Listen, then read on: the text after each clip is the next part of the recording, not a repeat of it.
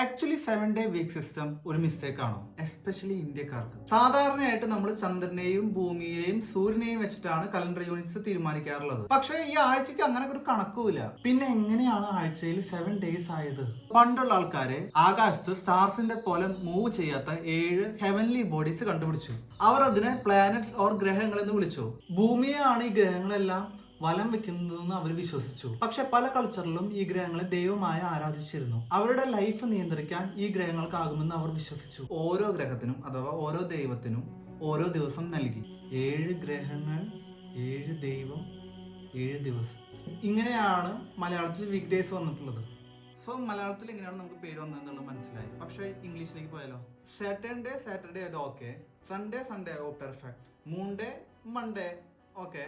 പക്ഷെ മെർക്കുറിയുടെ എങ്ങനെ ട്യൂസ്ഡേ ആയി? പല രാജ്യങ്ങളിലേക്കും ഈ നെയിമിംഗ് സിസ്റ്റം എത്തിയപ്പോ ഈ ഗ്രഹങ്ങളുടെ പേരിന് പകരം അവരുടെ ദൈവത്തിന്റെ പേര് അവരവിടെ ഇട്ടു. ഫോർ എക്സാമ്പിൾ, നമുക്ക് എല്ലാവരും അറിയാവുന്ന ഒരു ദൈവമായ ഗോഡ് ഓഫ് തണ്ടർ, തോറിന്റെ പേരിട്ട് ജൂപ്പിറ്റർ ഡേക്ക് പകരം തോർസ് ഡേ എന്നിട്ടു. അത് തേഴ്സ്ഡേ ആയി. അതുപോലെയാണ് ഇംഗ്ലീഷിലും ഓരോ ദിവസങ്ങളുടെയും പേര് വന്നിട്ടുള്ളത്. പക്ഷേ ഗോഡ്സിന്റെ പേര് മാത്രമല്ല എല്ലാവരും ഇട്ടിരുന്നത്. പലരും പല രീതിയിലുള്ള പേരാണ് ഉണ്ടായിരുന്നത്. റഷ്യ, ഐസ്ലാൻഡ്, ഫിൻലാൻഡ്, ജർമ്മനി, അവിടത്തെ ഒക്കെ ബുധനാഴ്ചയുടെ ലിറ്ററൽ അർത്ഥം മിഡിൽ ഓഫ് ദ വീക്ക് എന്നാണ്, അതായത് നടുക്കത്തെ ദിവസം. ഐസ്ലാൻഡിലെ സാറ്റർഡേ എന്ന് പറയുന്നതിന്റെ ശരിക്കുള്ള അർത്ഥം കുളിക്കുക എന്നാണ്. ലൈക്ക് റെസ്റ്റ് ചെയ്യാനായിട്ട്, ആഘോഷിക്കാനായിട്ടുള്ള ഒരു ദിവസമാണ് അവിടുത്തെ ആൾക്കാര് അതിനെ കണ്ടിരുന്നത്. അതുകൊണ്ട് അവര് ആ പേരിട്ടു.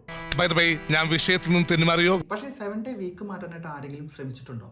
ഫ്രാൻസ് 1990-കളിലെ ഒരു 10-day വീക്ക് ഇൻട്രൊഡ്യൂസ് ചെയ്തു. പക്ഷെ അത് അത്ര എഫക്റ്റീവ് ആയിരുന്നില്ല. കാരണം 10 ദിവസം കൂടുമ്പോൾ ഒരു ദിവസമാണ് ഹോളിഡേ ഉണ്ടായിരുന്നത്. സോ ആൾക്കാർക്കും അത് ഇഷ്ടപ്പെട്ടിട്ടുണ്ടായിരുന്നില്ല. എന്നാൽ സോവിയറ്റ് യൂണിയൻ 1929-ല് 5-day വീക്ക് ഇൻട്രൊഡ്യൂസ് ചെയ്തു. അവർക്ക് 5 days ഏതെങ്കിലും ഒരു ദിവസം ഹോളിഡേ ആയിട്ട് എടുക്കാം. പക്ഷെ അവിടെ ഉണ്ടായിരുന്ന പ്രോബ്ലം അവരുടെ സോഷ്യൽ ലൈഫ് മൊത്തം കൊളായി എന്നുള്ളതാണ്. കാരണം ഞാനും എൻ്റെ ഒരു ഫ്രണ്ടും സെയിം ഡേ എടുത്തില്ല എന്നുണ്ടെങ്കിൽ ഞങ്ങൾക്ക് മീറ്റ് ചെയ്യാൻ പറ്റില്ല. സോ അത് പൊളിഞ്ഞു. അത് 2 വർഷം കൊണ്ട് സോവിയറ്റ് യൂണിയൻ മാറ്റിയിട്ട് 6-day കൊണ്ടുവന്നു. ഈ 6-day വീക്കിൽ 5 days വർക്കിങ്ങും 1 day ഹോളിഡേ ആയിരുന്നു. തൊഴിലാളികൾ കുറച്ചുകൂടി എഫക്റ്റീവ് ആയിരുന്നു. പക്ഷെ അതും അവർ മാറ്റി. അതിന്റെ കാരണം എന്താണ്? സോ മോസ്റ്റ് റിലീജിയൻസ് ഫോളോ ചെയ്തിരുന്നത് 7-day വീക്ക് സിസ്റ്റം ആയിരുന്നു. ആൻഡ് 100 വർഷങ്ങൾക്ക് മുന്നേ വരെ ഭൂരിഭാഗം ആളുകളും ദൈവവിശ്വാസികളായിരുന്നു. അവിടെ പുതിയ സിസ്റ്റം ഇൻട്രൊഡ്യൂസ് ചെയ്തപ്പോൾ അവിടെ വലിയ എതിർപ്പുണ്ടാവുകയും അവരത് നിരാകരിക്കുകയും ചെയ്തു. സോ നമ്മുടെ final question, 7-day week system correct ആണോ? Yes and no. അന്ന് ശരിക്കും ഉണ്ടായത് 8 ഗ്രഹങ്ങളാണ്, സൂര്യനും ചന്ദ്രനും കൂടാതെ. ഭൂമി സൂര്യനെയാണ് വരാൻ വെച്ചിരുന്നത്. സോ ഫസ്റ്റ് ഓഫ് ഓൾ ആ ഫുൾ ബേസിക്സ് തന്നെ തെറ്റാണ്. അന്നത്തെ 7-day സിസ്റ്റം മതത്തിൽ ഊന്നിയത് മാത്രമായിരുന്നു. ഇതെല്ലാം കണ്ടുപിടിച്ച് നമ്മൾ സയന്റിഫിക്കലി അഡ്വാൻസ്ഡ് ആവുമ്പോഴേക്കും ഓൾറെഡി 7-day സിസ്റ്റം എസ്റ്റാബ്ലിഷ്ഡ് ആയി കഴിഞ്ഞിരുന്നു. പക്ഷെ അതിനെന്താ കുഴപ്പം? സൂപ്പർ ആയിട്ട് പോണില്ലേ? ശരിക്കും സൂപ്പർ ആണോ? ആർക്കൊക്കെയാണ് സൂപ്പർ?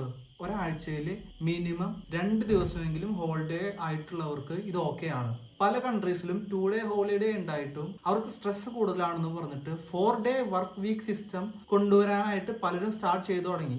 പക്ഷെ നമ്മളിപ്പോഴും ഇന്ത്യൻസ് 6-day വർക്ക് വീക്ക് ആണ് ഫോളോ ചെയ്യണത്, അതായത് 1 day ഹോളിഡേ. പക്ഷെ നമുക്ക് സ്ട്രെസ് ഒന്നുമില്ലല്ലോ, പിന്നെന്താ കുഴപ്പം? According to National Institute of Health 10 to 12% മാനസിക പ്രശ്നങ്ങൾ വരുന്നതിൽ ഒരു പ്രധാന കാരണം വർക്ക് സ്ട്രെസ് ആണ്.